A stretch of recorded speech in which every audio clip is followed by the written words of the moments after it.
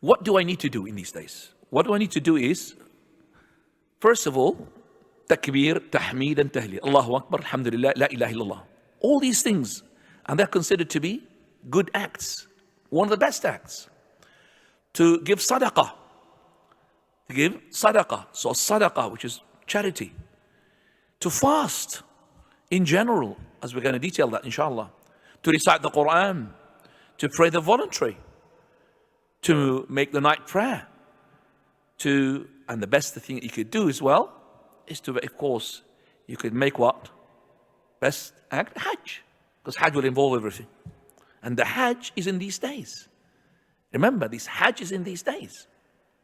So Hajj starts from the 8th of Dhul-Hijjah.